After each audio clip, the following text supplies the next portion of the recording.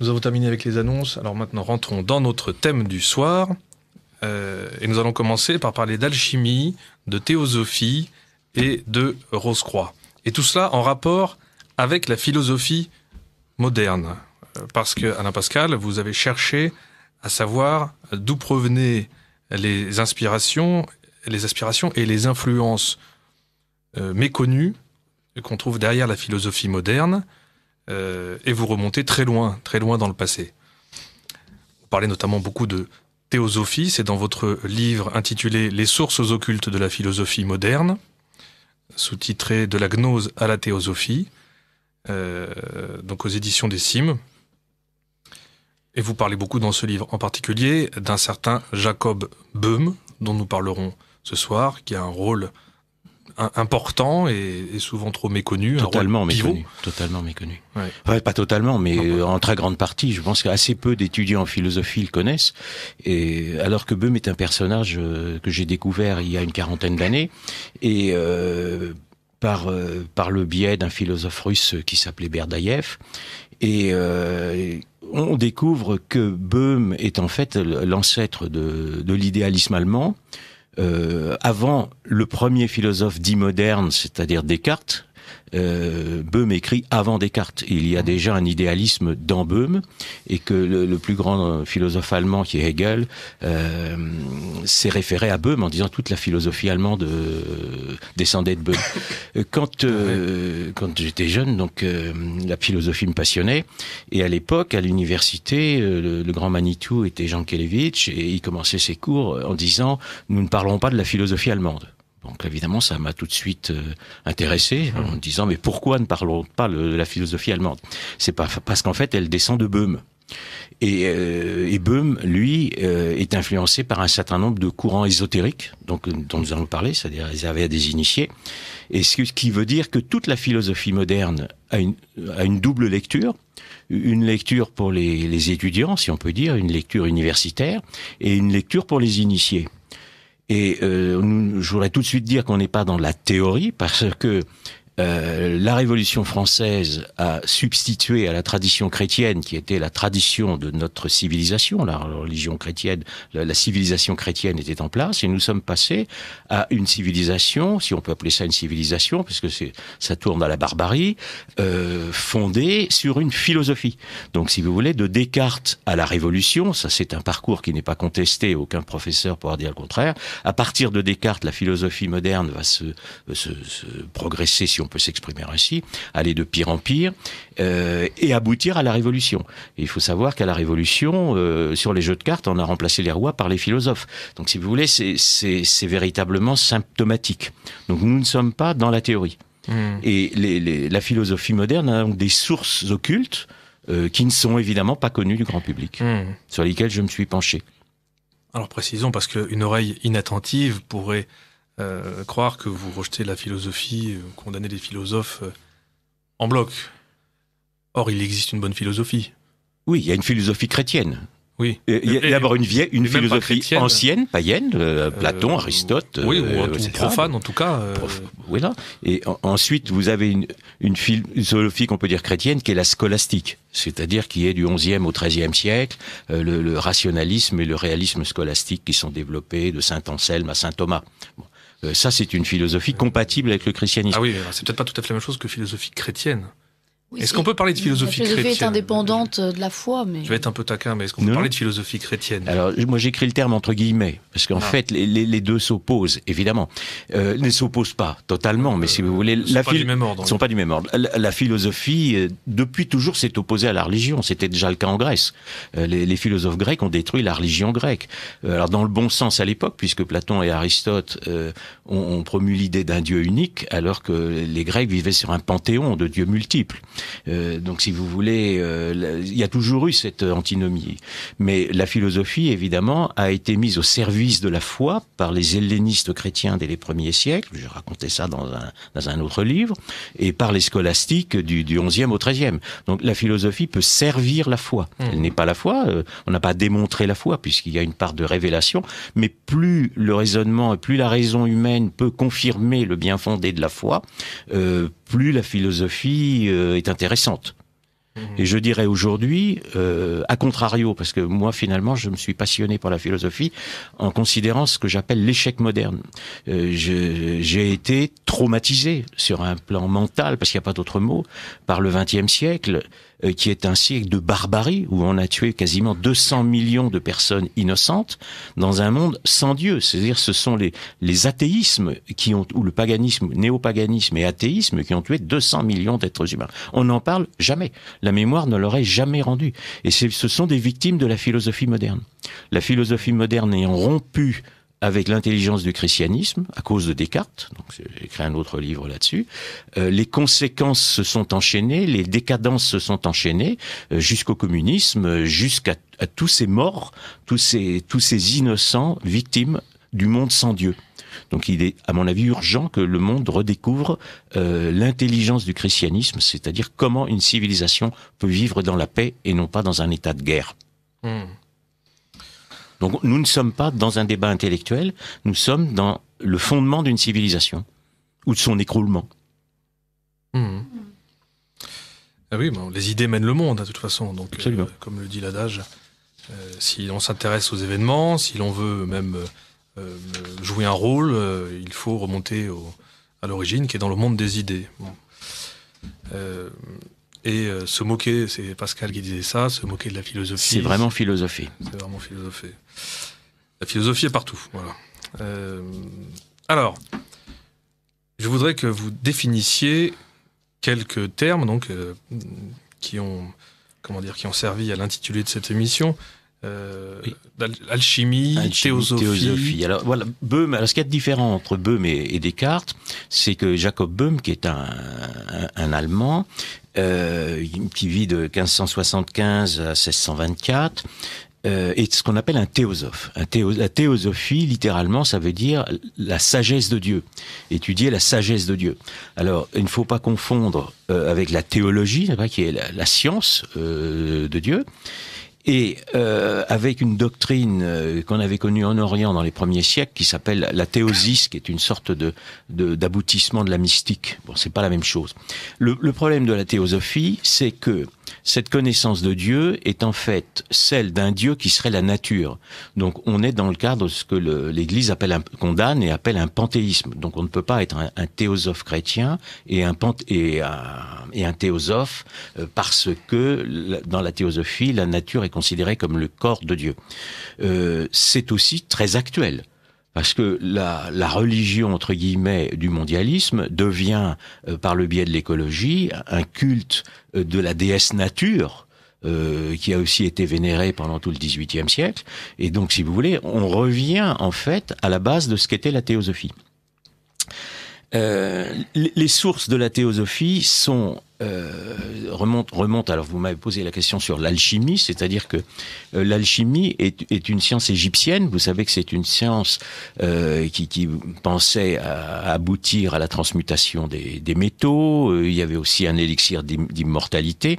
Ce qui est intéressant de noter, c'est que à partir du IIe siècle après Jésus-Christ, j'insiste bien après Jésus-Christ, l'alchimie s'est mélangée, ils sont très proches, avec l'hermétisme. Vous avez la tradition hermétique, on appelle ça l'hermétisme alchimique. Et à partir de ce moment-là, il ne s'est plus simplement agi d'une transformation des métaux, il s'est agi d'une initiation de l'homme, c'est-à-dire d'une transformation de l'homme.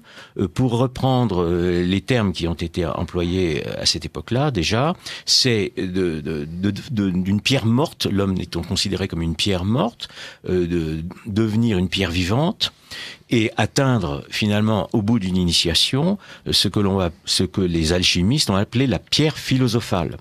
Et de la pierre philosophale à la philosophie moderne, il y a bien entendu une filiation. Ce qui est très intéressant dans la tradition hermétique, c'est que le monde serait créé par un esprit androgyne. Là encore, c'est d'actualité, parce que dans l'hermétisme, l'homme est considéré comme une partie, comme ce qu'ils appellent le microcosme d'un Dieu qui est le macrocosme, qui est un Dieu unique. L'homme est une individuation, ce qu'on appelle une individuation du macrocosme. Et le Dieu étant un esprit j'insiste bien, esprit androgyne, l'homme aussi est androgyne. Donc ne cherchez pas ailleurs l'origine très lointaine de la théorie du genre qui est enseignée aux enfants des écoles aujourd'hui. Elle remonte donc à très très loin. Donc, ça veut dire que c'est une forme spiritualiste de philosophie. C'est un ésotérisme qui s'est constitué dans des sociétés secrètes et qui a influencé directement l'humanisme.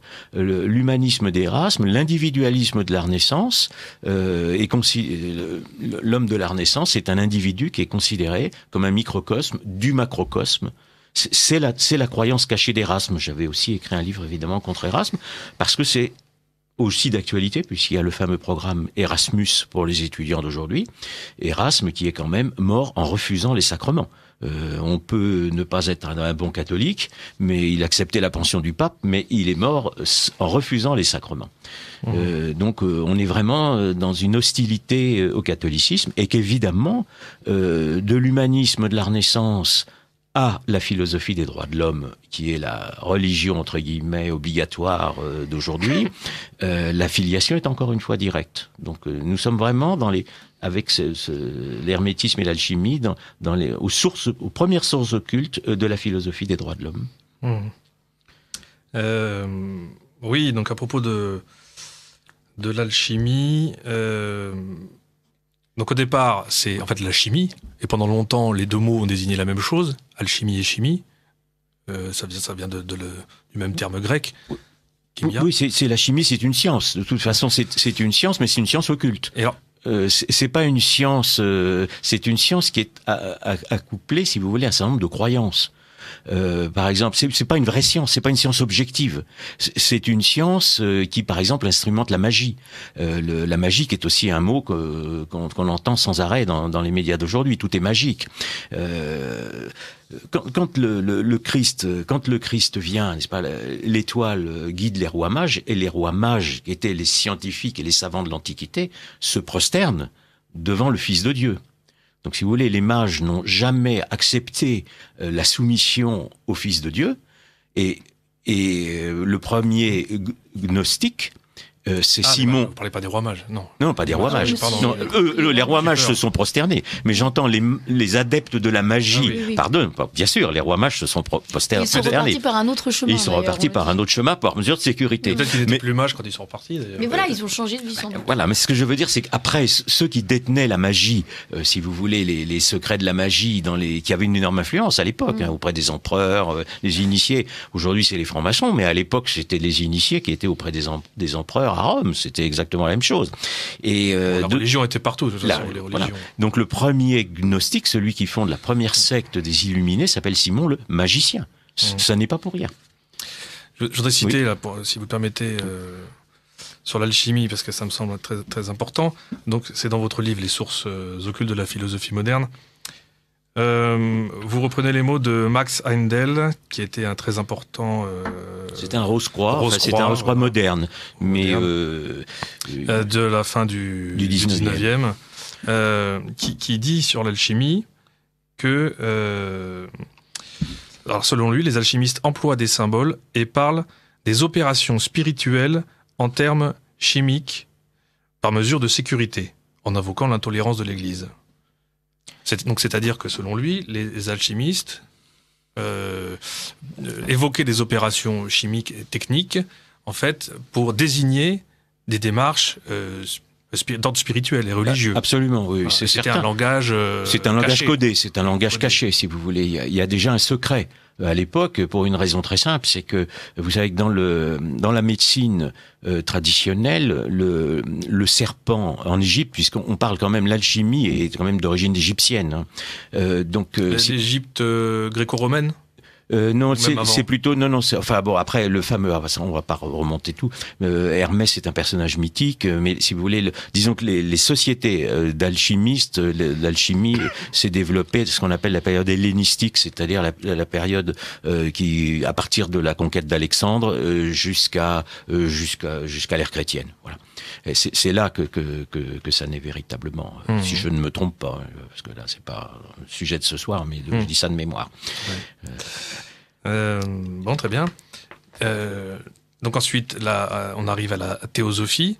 donc qui incorpore l'alchimie, en tout cas une certaine démarche. C'est-à-dire les théosophes et les Rose-Croix sont les successeurs des alchimistes du XVIe siècle. Vous avez au XVIe siècle un certain nombre d'alchimistes, dont le fameux Paracels, et si vous voulez, les Rose-Croix. Alors pour les Rose-Croix, il y a un livre dont on parlera peut-être tout à l'heure qui s'appelle Le siècle des Rose-Croix, qui est le XVIIe, puisqu'il se dévoile à ce moment-là, et que j'ai analysé notamment les rapports entre Descartes et cette secte. Et les Rose-Croix sont les ancêtres des francs-maçons, la franc-maçonnerie étant fondée en 1717. On avait fait un colloque officiellement. Voilà. Donc il y a effectivement une filiation entre l'alchimie et les théosophes. Alors la théosophie en elle-même, donc c'est une science. Alors je voulais quand même signaler sur les premiers siècles, c'est que vous avez une autre doctrine occulte qui était celle des néoplatoniciens. Les néoplatoniciens, donc c'est un mouvement philosophique dont le plus grand philosophe a été Plotin, qu'on n'enseigne pas non plus d'ailleurs à l'université, alors qu'il a influencé toute la philosophie arabe jusqu'à un petit peu maintenant. Pardon, Elisabeth, vous avez tout à fait raison de corriger. Mais on lui donne peut-être pas son importance. On lui donne pas son importance, alors que pendant 10 siècles, tout le monde a travaillé sur Plotin. Et ce que je voulais dire, c'est que le mouvement, les néoplatoniciens, accouplaient à leur philosophie une doctrine qui s'appelait la théurgie. Donc la théurgie qui consistait par des pratiques occultes, notamment magiques, à faire en principe descendre la divinité. Donc la divinité descendait. Donc les théosophes, c'est un petit peu la même chose, c'est une suite. Il y a une pré-théosophie à travers le néoplatonisme. Alors certains parlent de théosophie antique, justement. Oui, alors là, c'est autre chose. Ce sont les gens qui la rattachent à l'Inde, parce que vous avez une origine indienne avec le fameux Soma, etc. Mais c'est pas tout à fait ça. Oui, mais certains évoquent même une origine des racines antiques et grecques, notamment. Oui. Porphyre de Tyr, notamment, parle de théosophie. Et Porphyre, qui est un des néoplatoniciens, et qui a poussé à la persécution des chrétiens, parce qu'il ne faut pas oublier non plus la prise de position de ces philosophes dans les premiers siècles. On est toujours dans le cadre d'antichristianisme. La grande entrée en Occident de la théosophie, alors il y a une théosophie qui passe à travers l'islam, l'hermétisme d'ailleurs transmis à travers l'ésotérisme islamique, et la théosophie, elle apparaît surtout en Occident, après au XIIIe siècle, avec le fameux texte kabbalistique, c'est-à-dire de la tradition ésotérique juive, qui s'appelle le Zohar. Le Zohar, qui est le grand texte de la théosophie juive, et c'est à la fois une théosophie et une numérologie, c'est-à-dire une science ésotérique du chiffre. Vous savez que c'est une science sur les lettres et sur les chiffres. Et là encore, ça concerne la philosophie, notamment Leibniz.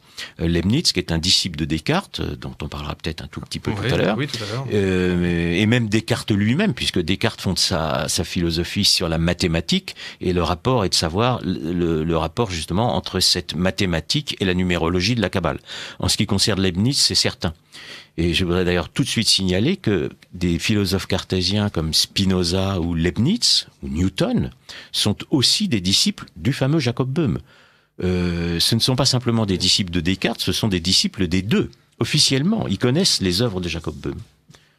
Alors nous allons parler un peu de on va parler de Jacob Böhm, mais je voulais donner le parcours de cette théosophie. Donc au XVIe siècle, vous avez les alchimistes. Vous avez alors un ou deux personnages que je vais quand même citer brièvement, mais un qui s'appelle Agrippa von Nettesheim, parce que Agrippa von Nettesheim, il a initié un certain nombre de poètes de la Renaissance en France. Donc il y a eu toute une partie de la Renaissance qui connaissait très très bien l'hermétisme, qui était initié, dont Rabelais. Rabelais a connu la Kabbale. Et il influence, il écrit un livre qui s'appelle la philosophie occulte, et il est déjà sceptique, et il influence Montaigne. Donc nous sommes là aussi aux sources de la philosophie moderne avec Montaigne. Et puis le fameux Paracels, dont son vrai nom c'est Van Hohenheim, qui meurt vers 1541, qui est un contemporain d'Erasme et de Luther, et qui est un pré-Rose-Croix, c'est-à-dire quand au XVIIe siècle les Rose-Croix vont écrire leur manifeste, ils vont se référer à Paracels. Or Paracels, ce qu'il faut savoir, je parlais d'Erasme tout à l'heure, c'est que Paracels est allé à Bâle. Il est allé à Bâle, invité par Froben, qui était l'éditeur d'Erasme, et qu'il a rencontré Erasme. Et que Paracels était lié à des sociétés secrètes qui étaient derrière la révolution luthérienne, derrière les suites de la réforme, puisque Luther a fait une fausse réforme et qu'ensuite il y a des véritables révolutions partout. Il y a des sociétés secrètes derrière cette réforme. Vous en parlez dans un de vos livres. Dans un livre qui s'appelle La réforme, cette révolution, l'aspect révolutionnaire de la réforme. Et il y a parmi ces parmi les relations de Paracels, ce que l'on appelle les anabaptistes. Les anabaptistes qui sont les premiers communistes protestants. Et Boehm va être influencé, alors c'était un ensemble de sectes qui se répandent, Boehm vit en Silésie, donc il y a des sectes, ce sont des gens qui pensent avoir des illuminations intérieures, ce sont des illuminés, et ils vont s'opposer entre eux, ils vont s'opposer avec les luthériens, et Boehm va vivre son enfance dans un milieu où les gens se trucident, c'est-à-dire que les sectes protestantes se tuent entre elles. Il y a beaucoup de conflits. C'est le chaos. Et c'est le chaos. Lui-même né en milieu luthérien. Il est luthérien. Ils sont tous protestants. C'est-à-dire qu'en vérité, tous les philosophes du XVIIe siècle après Descartes, notamment les philosophes anglais, sont des protestants. Bon, c'est certain. Sauf Spinoza, qui lui est juif, mais qui est en Hollande. Mais si vous voulez, les autres, ce sont des philosophes protestants. Et Boehm, lui aussi, naît dans un milieu protestant.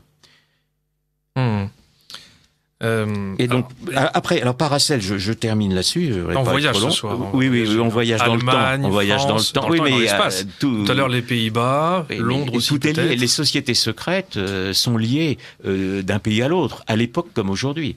Donc, si vous voulez, il est certain que les gens voyagent. Par exemple, Paracels a des disciples qui vont dans l'Europe entière.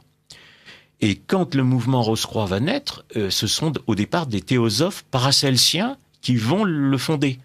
Ce sont des luthériens paracelsiens. Mais c'est intéressant, c'est qu'il y a au fil du temps des sortes de centres, en fait, de centres d'agitation intellectuelle et religieuse et occulte, en fait. Absolument, oui. On se déplace qu'on retrouve, ça au fil des siècles. Alors, il y a des zones privilégiées. Il y a eu l'Espagne, il y a l'Italie, où il y a la Renaissance, il y a le Rhin, évidemment.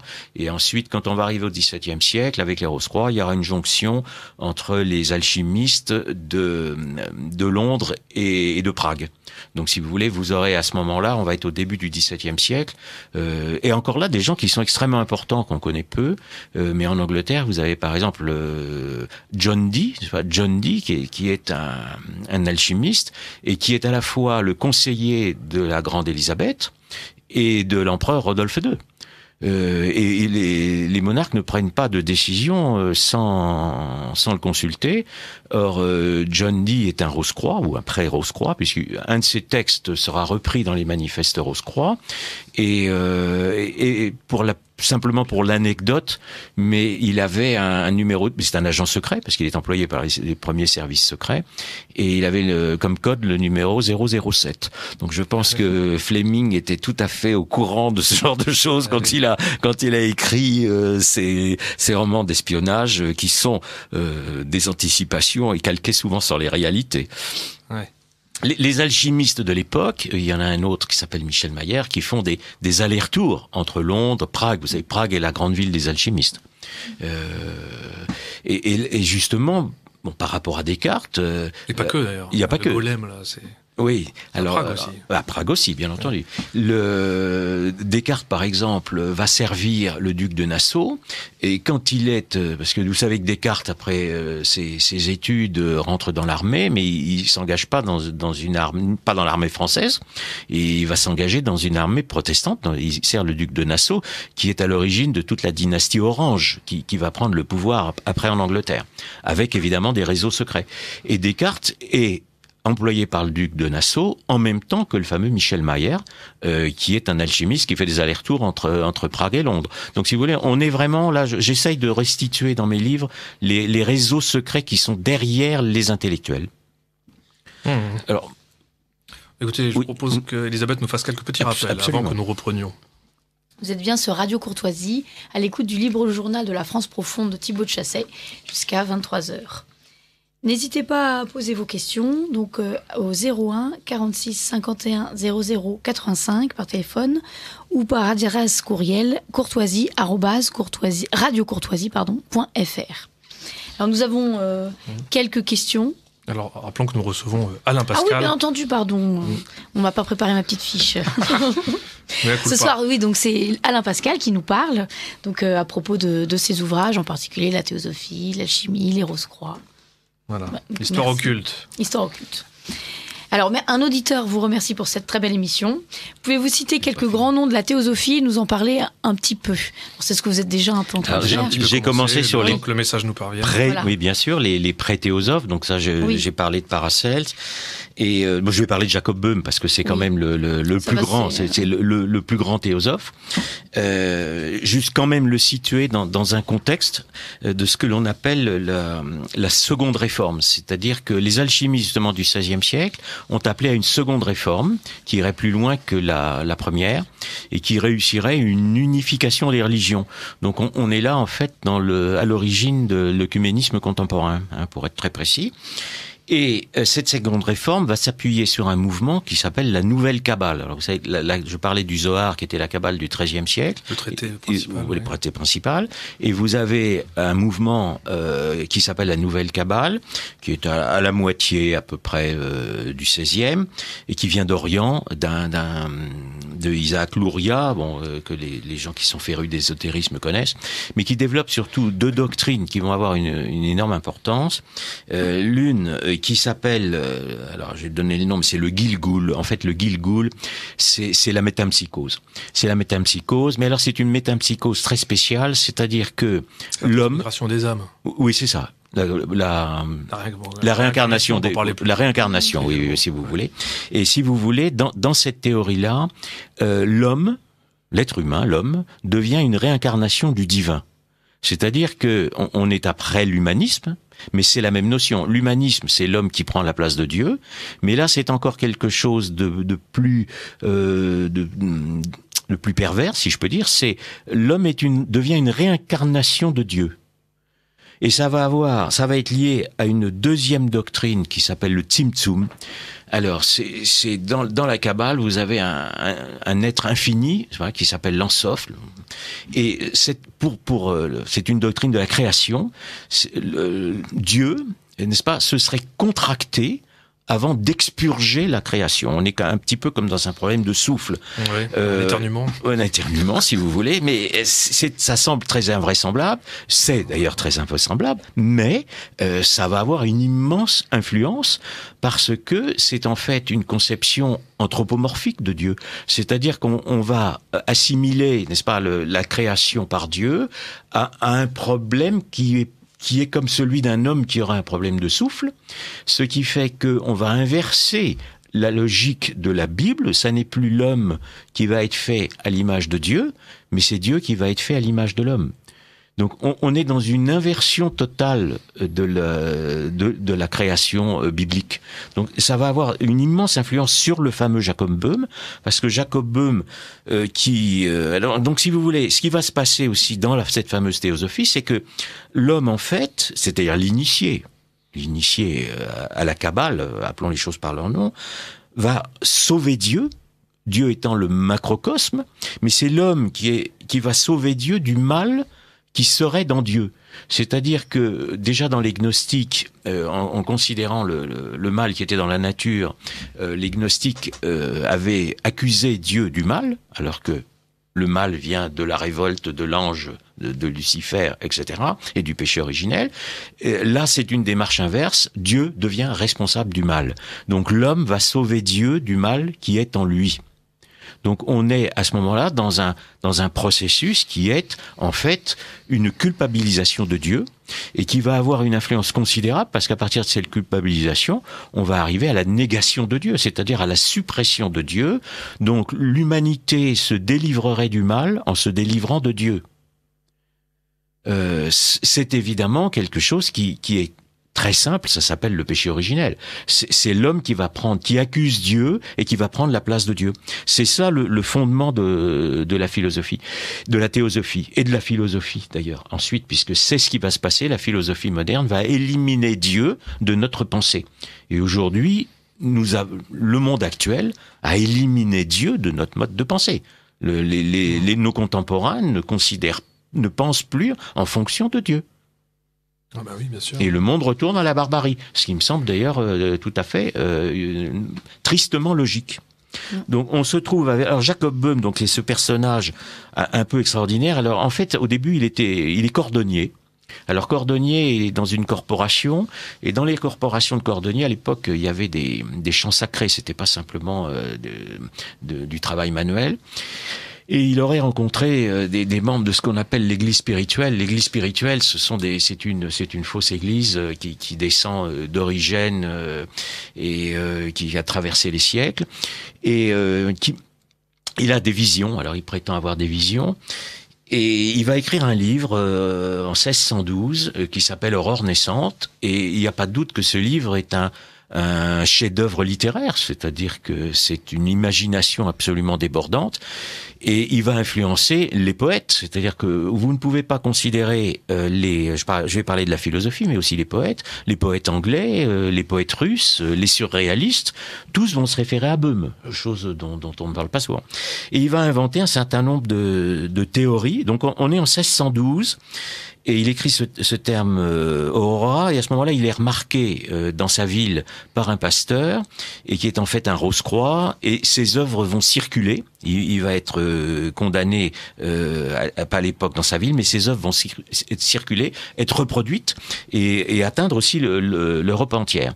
Il va écrire un autre livre qui s'appelle La signature des choses, des Signatura Rerum en 22, et il va ici aussi écrire un livre sur le monde. Et ce que je voudrais donner, c'est la chronologie, parce que là, on est en 1612, si vous voulez, il meurt en 1624. Le discours de la méthode de Descartes est de 1737, c'est-à-dire que nous sommes plus de 15-20 ans avant le discours de la méthode de Descartes. Et dans ces livres, donc Böhm va développer toute une théorie à partir d'une nouvelle conception de Dieu. Pour lui, il va donc appliquer les termes de l'alchimie, c'est-à-dire le Père, n'est-ce pas? Le Père serait le feu, le Fils serait la lumière, et de la confrontation des deux naîtrait le monde. Et le monde sera le titre d'un livre de Descartes dans les années 20 qu'il ne publiera pas, et dont il reprendra ensuite les théories, qui sont les mêmes que celles de Galilée d'ailleurs, dans les fameux principes. Donc voilà, si vous voulez, la filiation qui peut. Alors pour Böhm, c'est pas le cas.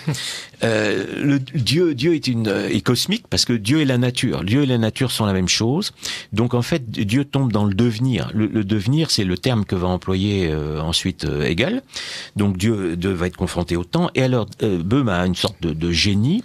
Il explique que il y a une mutation qui se passerait dans la personne du Père, c'est-à-dire qu'on passerait d'un Père, ce qu'il appelle le Père des origines, au Père céleste. Si vous voulez, c'est une sorte de rédemption. Le Père des origines serait un néant obscur, et il passerait vers la lumière en devenant un Père céleste. Donc on va déjà passer des ténèbres à la lumière. Et cette rédemption de Dieu lui-même se ferait par la rédemption de la nature. Et dans la rédemption de la nature, l'homme tiendrait le rôle principal. Alors là, on part dans des délires, on est bien d'accord, mais c'est exactement ce que va développer Spinoza dans son concept de nature naturante.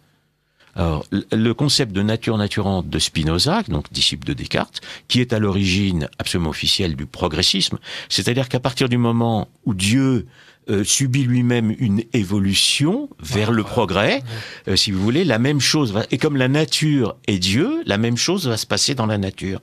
Et qui va permettre à Dieu de se purifier du mal qui est en lui, l'homme, l'initié. Donc à ce moment-là, la raison humaine, les philosophes vont transposer ça en philosophie en disant la raison humaine va purifier Dieu, prendre la place de Dieu et purifier Dieu. Tout ça est dans Böhm. Alors c'est dans un langage poétique, c'est dans un langage imaginatif, si on peut dire, mais c'est ce qui va se passer ensuite en philosophie. Et on trouve dans ce concept, pardon, je vais en terminer, de passage du Père des origines au Père céleste, le mythe de l'évolution. C'est-à-dire, on trouve évidemment le marxisme. Spinoza est l'ancêtre officiel de Marx, de Hegel, mais aussi de Marx, et de Marcuse, c'est-à-dire le fondateur principal du gauchisme. Donc on suit toujours l'actualité, on est toujours en plein dedans, et si vous voulez, et de l'évolutionnisme. Darwin est böhmien. Darwin est böhmien. Il n'y a aucun doute. Donc, si vous voulez, on se trouve avec cette poésie böhmienne, parce que à la source, en fait, de la philosophie moderne, et on est 20 ans avant Descartes, et toute la philosophie moderne va ensuite découler de Descartes. Voilà. Alors, je voudrais juste un dernier mot sur Böhm encore, je peux. Oui, ça bien vous ennuie sûr. pas, parce qu'après vous posez-moi des questions. Mais si vous voulez, le passage de Dieu des ténèbres à la lumière se ferait dans ce que Böhm appelle l'Ungrund, c'est-à-dire une sorte d'abîme insondable de la divinité. Donc c'est là où il y avait processus de contraction et d'expurgation, et ce ferait par magie. Et cette magie serait déclenchée par son désir. Et là aussi, le désir. Et le mot désir va ensuite aboutir à toute la psychanalyse, c'est-à-dire Böhm procède déjà quasiment à une psychanalyse de Dieu. Psychanalyse de Dieu le Père. Et ensuite, le Père, n'est-ce pas, va être l'ennemi juré de Freud. Donc Dieu, le Père, va être accusé par Freud. Et Marcuse et les gauchistes d'aujourd'hui, qui prédominent dans les médias, puisque 90% des journalistes ou des intellectuels d'aujourd'hui sont gauchistes, haïssent le Père, le masculin, parce que c'est Dieu, le Père. Et le patriarcat, comme ils disent. Le patriarcat, créer le patriarcat, etc., etc. Nous sommes, avec Böhm, à la fois avant la philosophie moderne, et nous sommes aussi, Böhm est un ancêtre reconnu d'ailleurs du New Age. Le New Age est böhmien. Il n'y a pas de problème, c'est certain. Donc c'est quand même un personnage extraordinaire. Alors quand on vous dit que la philosophie moderne est rationnelle, moi je montre les sources occultes de la philosophie moderne en disant, là nous sommes très loin de la rationalité, nous sommes dans l'imagination. Et alors, oui, permettez une petite incise pour éviter une confusion, peut-être chez certains d'entre nous, à propos du mot théosophie, parce que pour beaucoup de gens aujourd'hui, ça va évoquer plutôt la société de théosophie fondée par Helena Blavatsky et d'autres en 1875. Mais nous ne parlons pas de cela, nous parlons de la théosophie ancienne, quoi. Ancienne, voilà. Mais il y a une filiation évidemment, mais c'est pas tout à fait la même chose. Pas la même chose. Blavatsky a ajouté d'autres éléments, une sorte de syncrétisme avec le bouddhisme et l'hindouisme, etc. Voilà. Alors, ce qu'il y a déjà, si vous voulez, dans les Rose-Croix de l'époque, parce que la théosophie, c'est la philosophie occulte des Rose-Croix, des premiers Rose-Croix. Böhm, Böhm est remarqué par les Rose-Croix, et ce sont les Rose-Croix qui vont divulguer ses œuvres partout, et il va être reçu partout. C'est-à-dire qu'il va être reçu, il y a des cercles böhmiens qui se fondent en Prusse, et ils vont être aussi à l'origine du nationalisme allemand. Donc, on ne parle pas beaucoup aussi de ces origines-là. Voilà. Donc, si vous voulez, tout ça, effectivement, remonte à très très loin. Oui. Et alors, Böhm est parfois présenté comme au grand public comme le fondateur ou le chef de la théosophie chrétienne.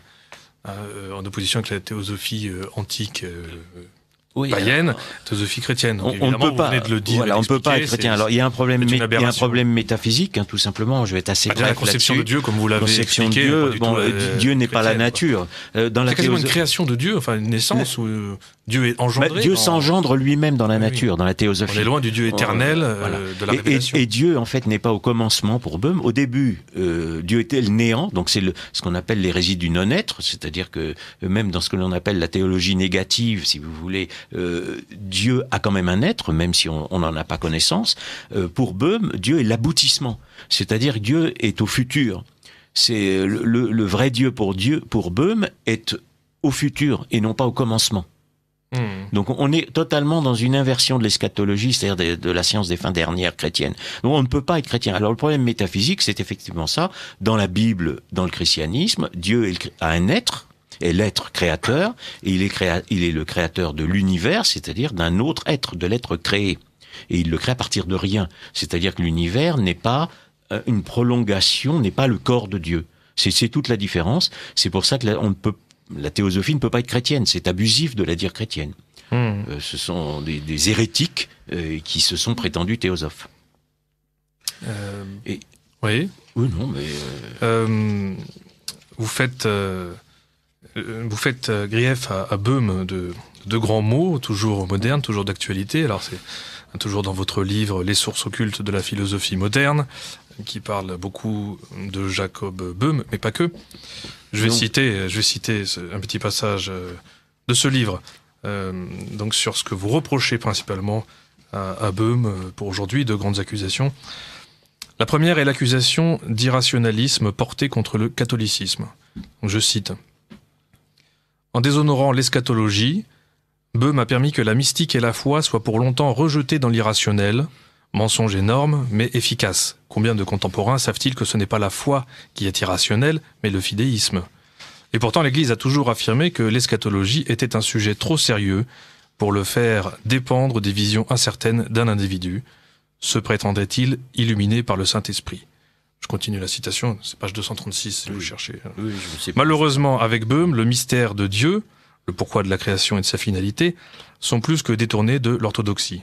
Ils sont profanés. L'homme lumineux, entre guillemets, peut s'affirmer l'égal de Dieu et devenir le moteur de l'histoire, et le pire s'annonce, le renversement de l'ordre social chrétien et l'avènement des temps modernes. À constater où va le monde, il viendra peut-être à quelques-uns la nostalgie de la rationalité supérieure du dogme chrétien. Car les pères de l'Église avaient prévu ce qui nous arrive, fût-ce comme la pire hypothèse. Ils ont toujours dit que dresser l'homme contre Dieu mènerait l'humain à l'abîme. Ce qui arrive aujourd'hui n'est donc ni nouveau, ni surprenant. C'est la sanction de la négation de la vérité. Vérité avec une majuscule. Fin de citation. Donc ça, c'est la première accusation que vous portez contre lui, c'est-à-dire l'accusation, justement, d'irrationalisme contre le catholicisme. Et puis la deuxième, c'est la nuisance de l'anthropomorphisme, de la conception böhmienne de Dieu. Ah oui, parce que si Dieu devient un produit de notre imagination, on peut le nier beaucoup plus facilement, évidemment. C'est une réduction. C'est-à-dire oui, puis du coup, on s'affranchit aussi des lois. On s'affranchit des lois, on transgresse les lois. C'est la porte ouverte à la transgression générale. C'est ça le. Et l'homme comme moteur et comme même réparateur de l'univers. Est-ce qu'il n'y a pas un lien avec le Tikkun Olam, Tikkun Olam, vous savez, dans la Kabbale aussi. Comment dire, ce rôle que doit avoir l'homme de réparation de la création. Oui, c'est-à-dire que l'homme devient, dans la Kabbale, il connaît l'ordonnancement chiffré de la nature. C'est la source de la prétention scientifique, c'est-à-dire que réduire la nature à un chiffre, et donc connaître la nature. Et pour le théosophe, puisque la nature est Dieu, en connaissant la nature, on connaît Dieu. Et en fait, et puisque l'homme est un microcosme du Dieu nature, du macrocosme, le Dieu est dans l'homme. Donc, en connaissant l'homme lui-même, l'homme devient Dieu et se connaît lui-même et connaît Dieu. Voilà le raisonnement. C'est tout simplement le péché originel. Je veux dire, c'est une résurgence du péché originel. On peut pas appeler ça autrement. Et la conséquence est la même, c'est la chute. On appellera ça comme on veut, c'est-à-dire la chute, c'est la confrontation à la mort. Ouais. Alors, pour résumer, quelles seraient les principales caractéristiques de la pensée théosophique ? Alors, on a déjà vu une conception anthropomorphique de Dieu. Que pouvez-vous dire d'autre dans les grandes lignes ? Je pense avoir à peu près... L'illumination. L'illumination. Alors, l'illumination, ça va être aussi extrêmement important. Et puis, toute cette démarche d'une initiation qui va être promue pour se libérer de Dieu. C'est ça. Et c'est là où ça va concerner.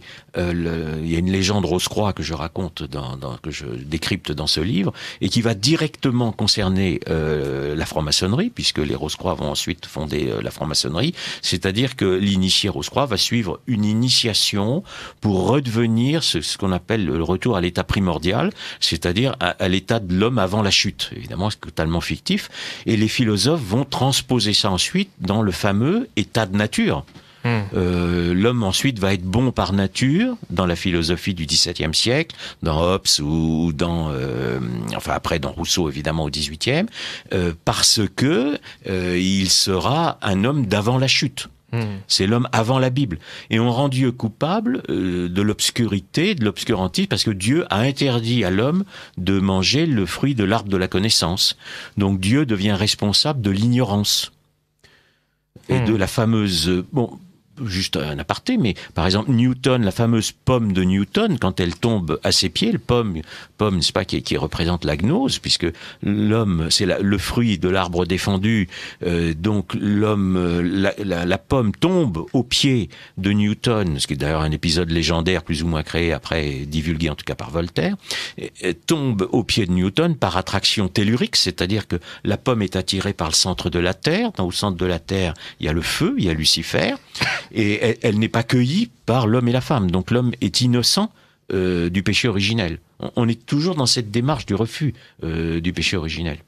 Alors ce qu'il faut savoir, c'est que dans cette légende Rose-Croix, il est fait directement allusion au porteur de lumière, le porteur des lumières des Rose-Croix, c'est-à-dire Lucifer.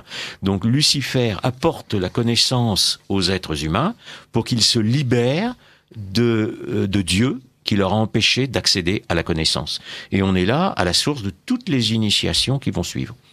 Et un certain nombre de philosophes modernes, un grand nombre de philosophes modernes seront francs-maçons au XVIIIe siècle. Je raconterai ça dans un futur livre, mais enfin, que ce soit Voltaire, la plupart, beaucoup d'encyclopédistes, Voltaire, lui, se dira carrément, Voltaire écrit à Damy Laville, qui est un philosophe mineur des Lumières, mais il s'écrit frère en Belzébuth.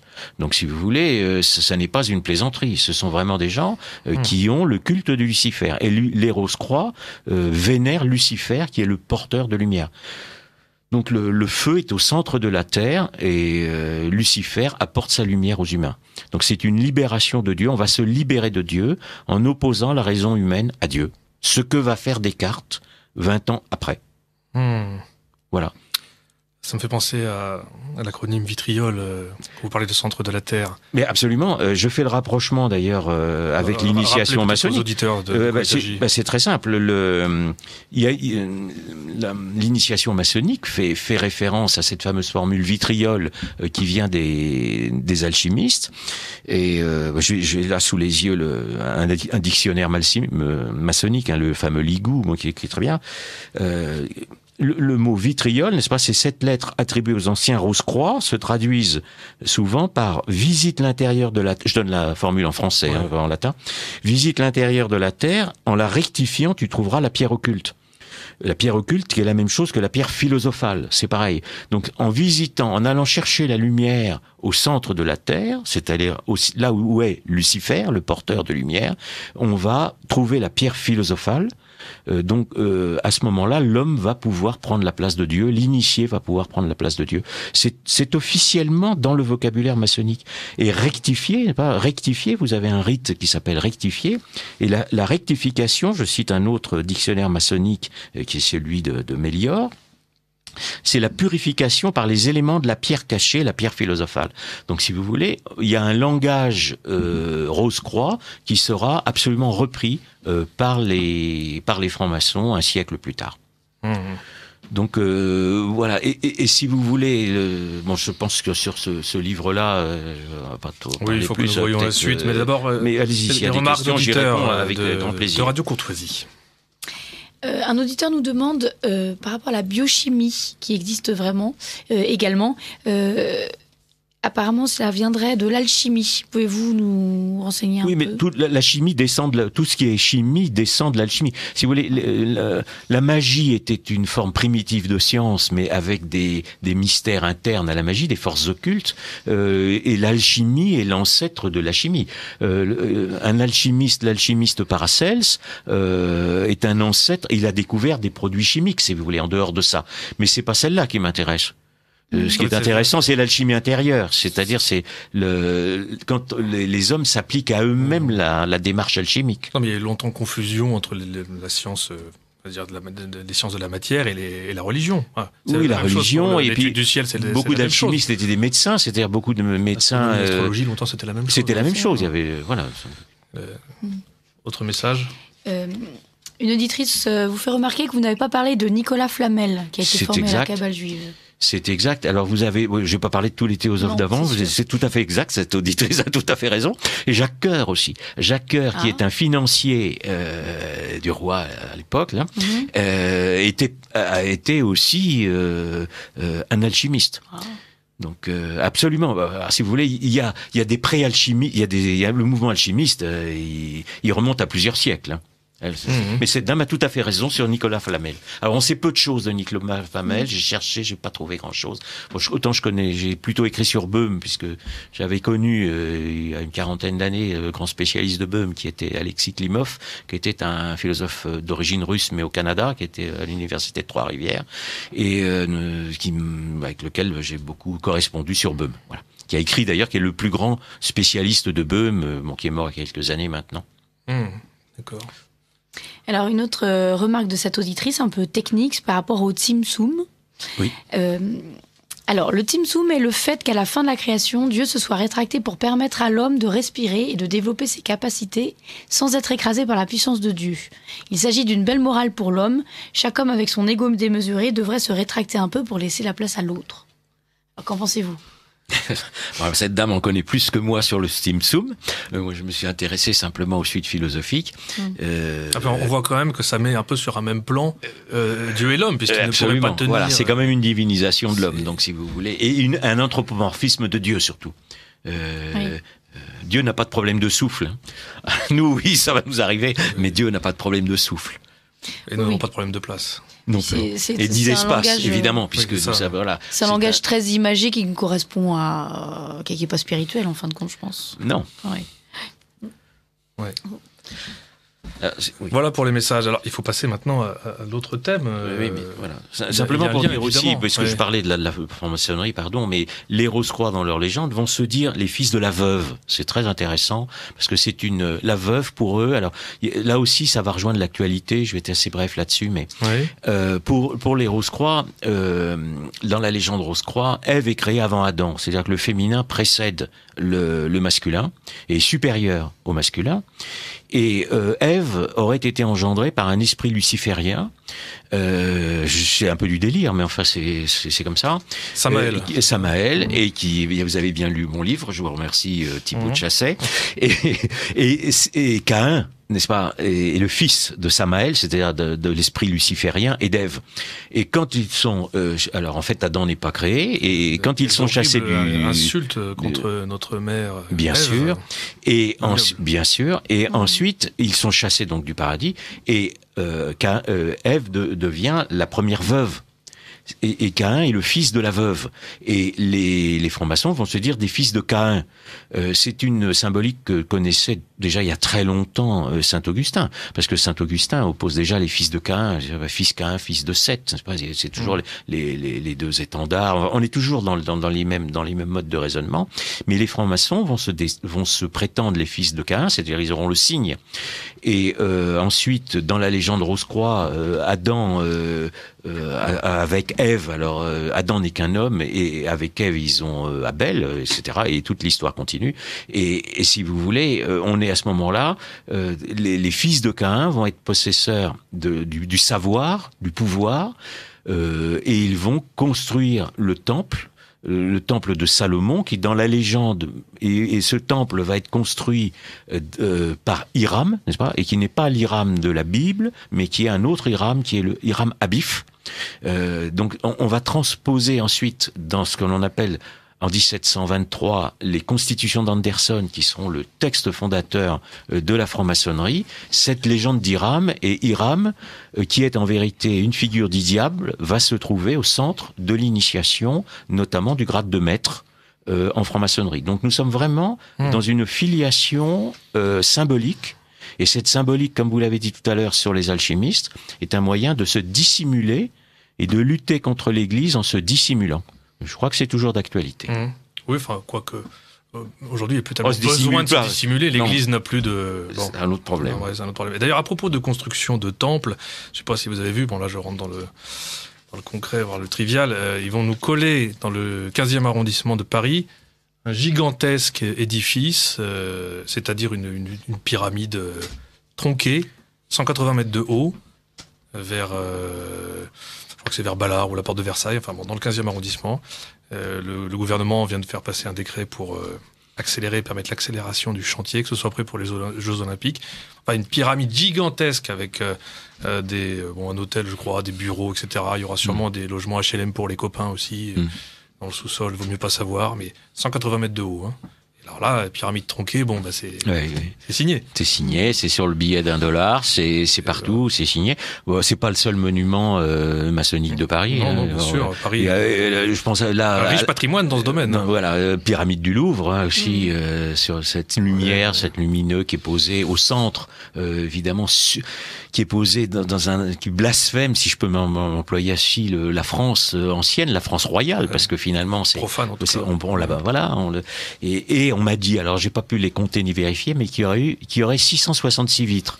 Alors je sais pas si c'est vrai, c'est ce qu'on dit. Je suis pas sûr, si quelqu'un veut aller les compter, je précise simplement que 666 évidemment est le chiffre du diable dans l'Apocalypse. Je pense que les auditeurs le savent. Mais ça j'ai pas vérifié. Dans le genre profanation, il y a aussi un projet à Chartres de rénover, entre guillemets, le parvis de la cathédrale et de faire des constructions modernes, moches, bien sûr, évidemment, mais en plus, avec trois petites pyramides. Elles ne feront pas 180 mètres de haut, mais elles seront quand même de taille remarquable. 3 petites pyramides qui vont orner, si je puis dire, le parvis de la cathédrale. Donc là, évidemment aussi, c'est signé. Alors, il faut dire que la cathédrale de Chartres a toujours fait attirer et fait fantasmer des initiés ou des ésotéristes de tout poil, là.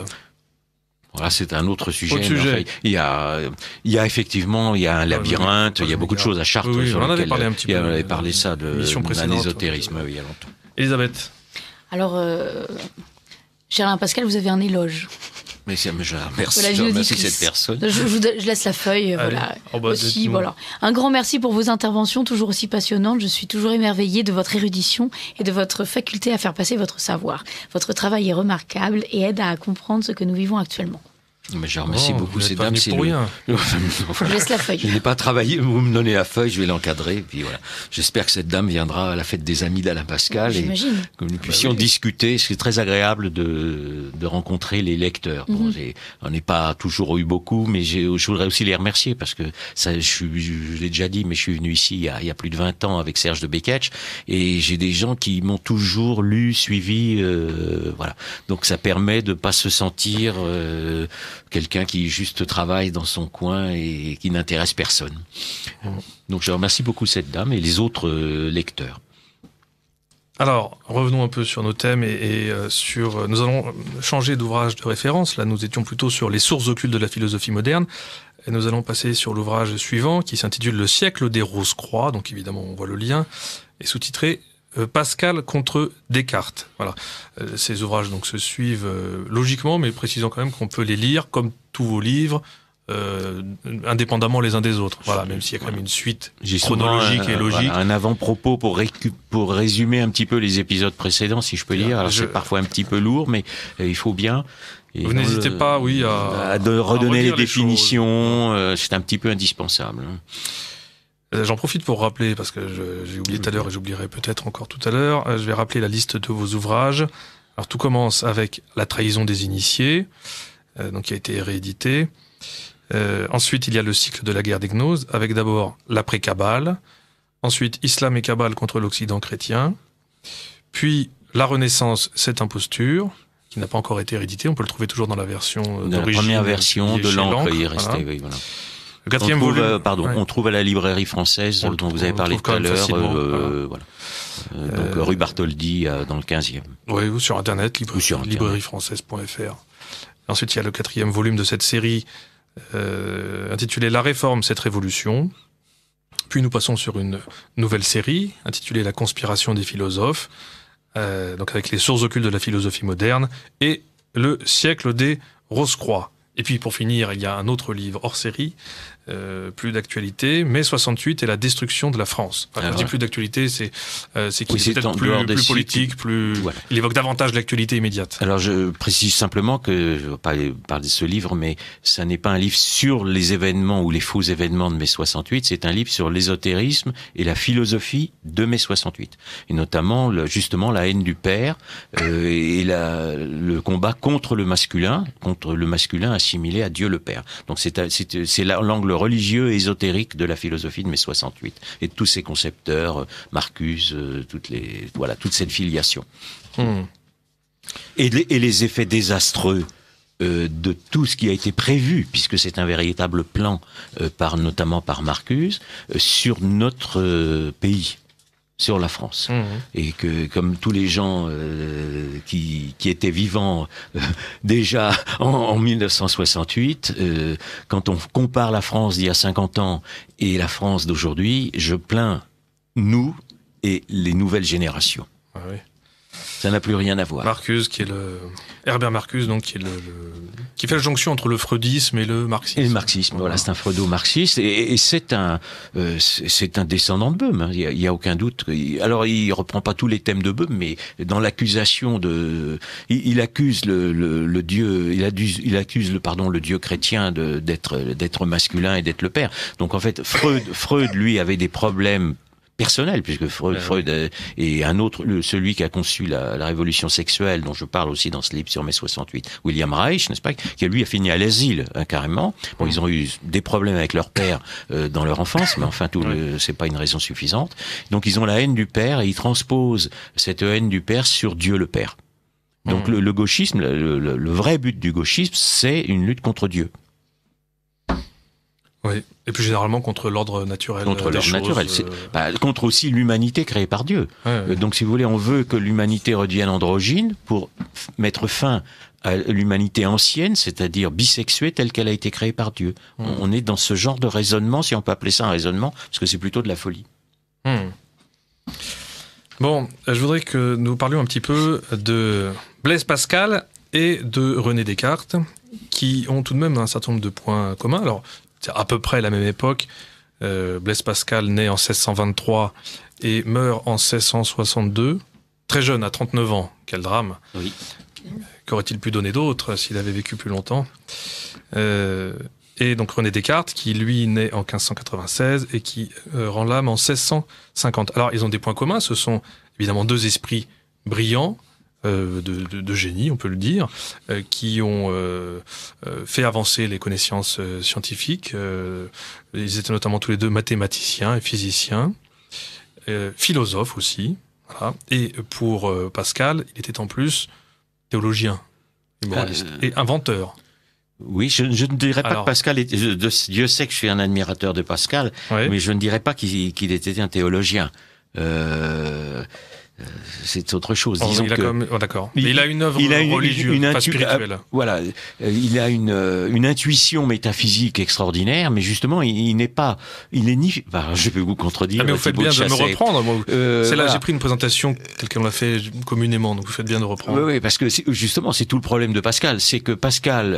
Alors, on va pas beaucoup parler de ce livre. Je pense qu'on a déjà parlé une fois, mais mais pas tellement de cet aspect-là, entre cette confrontation. Mais Pascal, en fait, est donc beaucoup plus jeune. Et il a plus de 20 ans de moins il a 25 ans de moins que Descartes.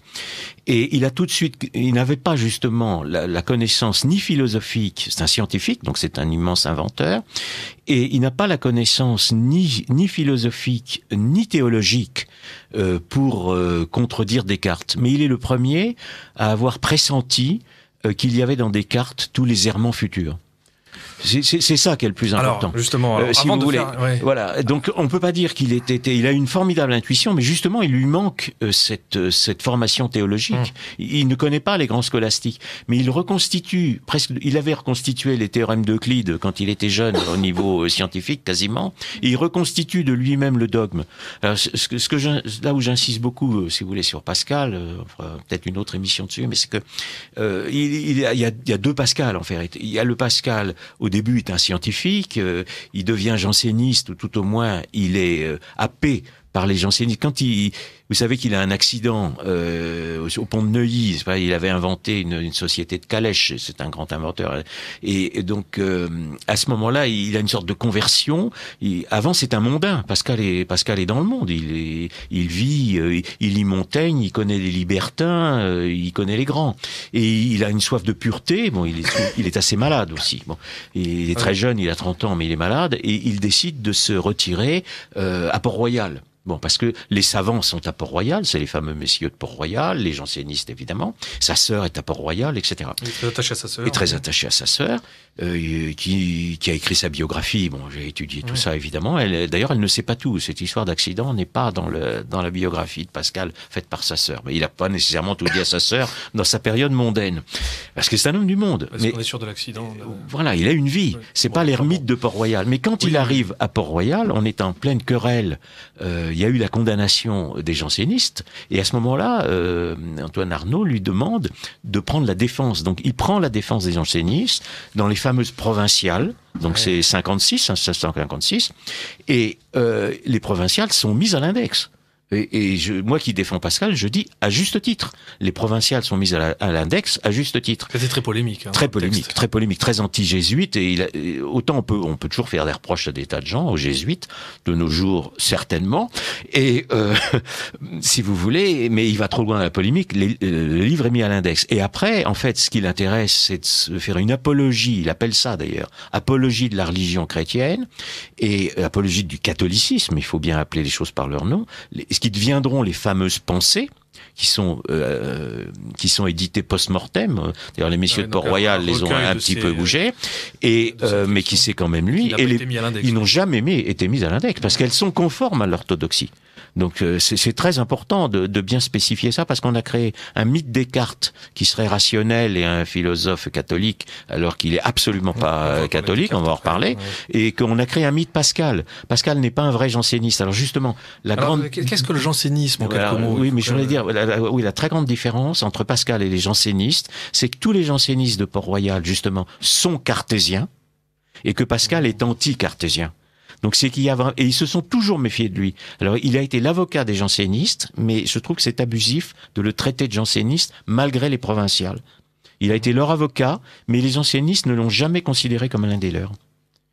D'accord. Alors, ça fait beaucoup de choses peut-être à expliquer, mais quelques mots, les principaux reproches que l'Église a fait au jansénisme. Le jansénisme, un mouvement qui naît avant, qui naît en fait à Louvain, avant Jansénius lui-même, qui a donné son nom, qui est avec un professeur de Louvain qui s'appelle Michel Debay. Bon. Oui, mais sur le plan des idées, qu'est-ce qu'on lui a reproché? Alors, on lui a reproché une trop grande proximité. Alors, il y a une doctrine de la prédestination, qui est quasiment copiée du calvinisme. Donc, si vous voulez, une doctrine des élus.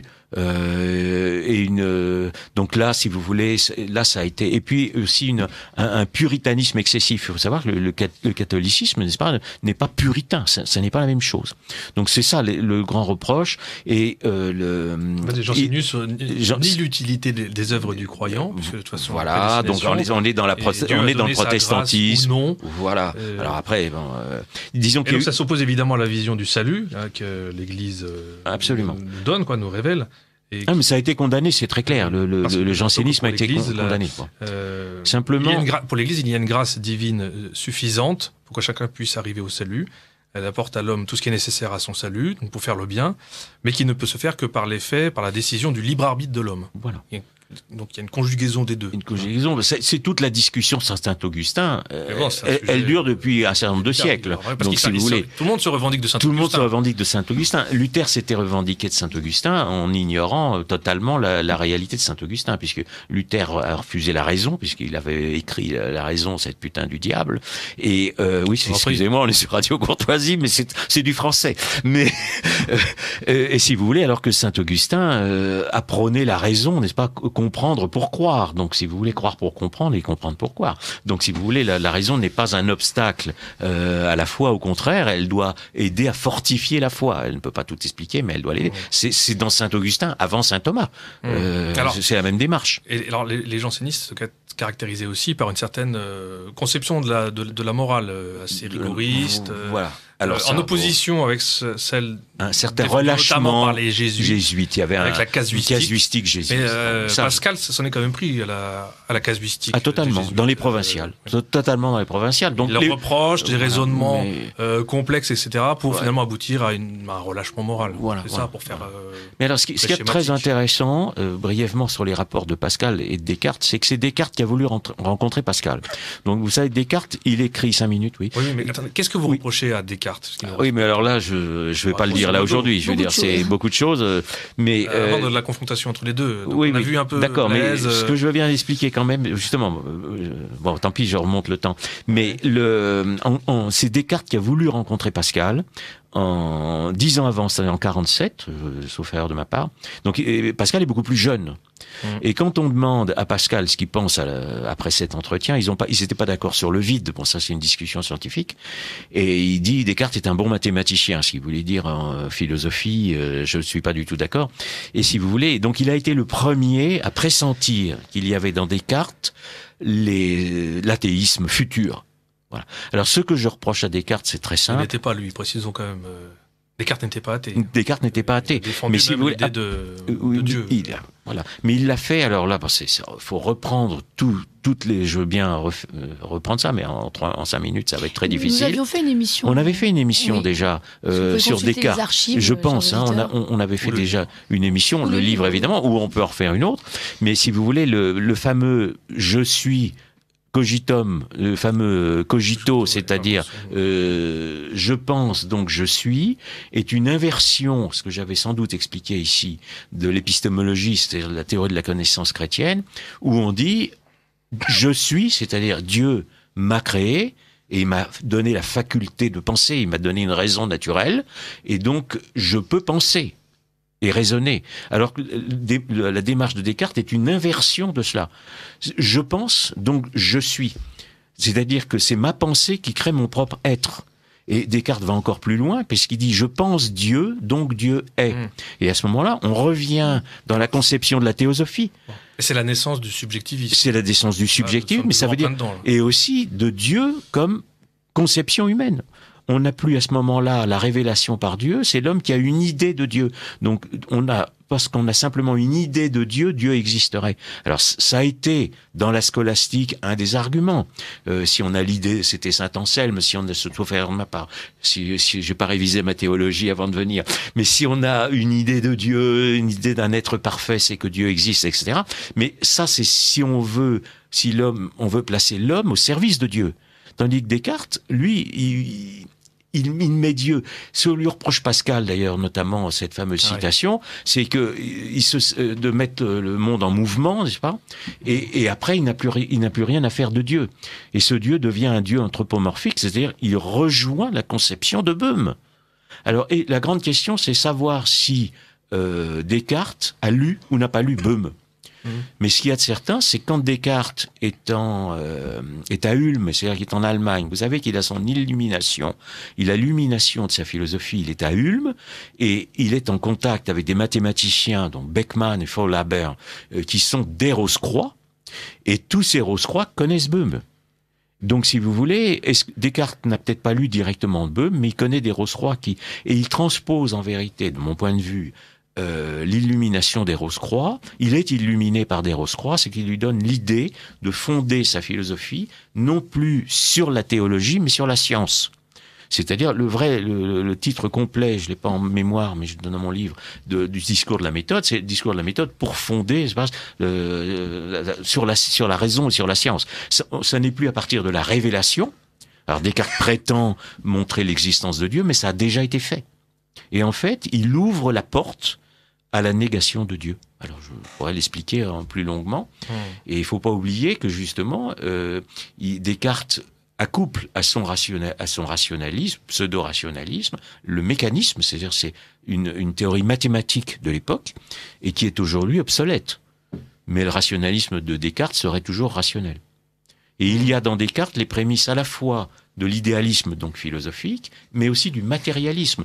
Il y a dans Descartes le matérialisme. Donc, si vous voulez, les successeurs des Descartes qui sont des matérialistes, notamment évidemment Spinoza, encore qu'il soit un peu au-delà d'un matérialiste, mais qu'importe, ne trahissent pas Descartes. Il y a dans Descartes déjà les prémices du matérialisme. Et quand Descartes a été contesté en 1937, qui était l'anniversaire du discours de la méthode, il a été défendu en France par les communistes et Sartre. Donc si vous voulez, c'est très symptomatique. Descartes est à l'origine de la philosophie moderne, la pire de toutes, c'est-à-dire l'athéisme, qui a inondé le monde de morts au XXe siècle. Je me permets de le rappeler. Eh oui.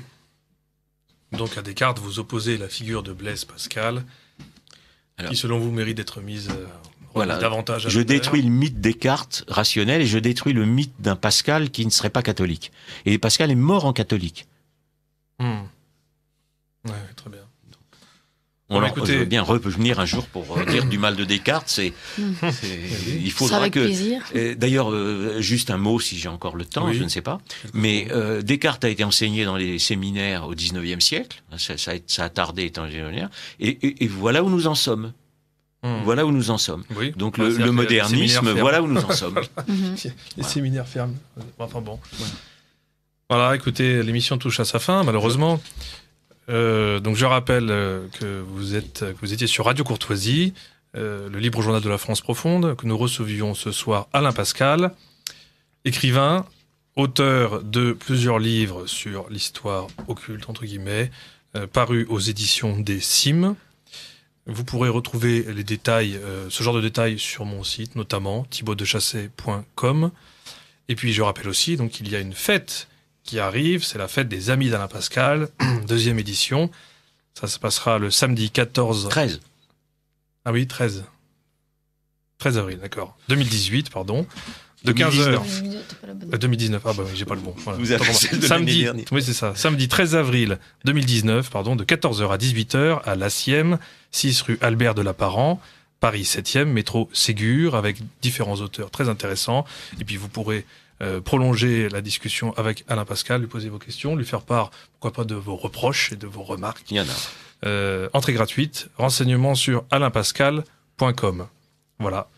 Merci Alain, merci Elisabeth. À très bientôt. Merci beaucoup.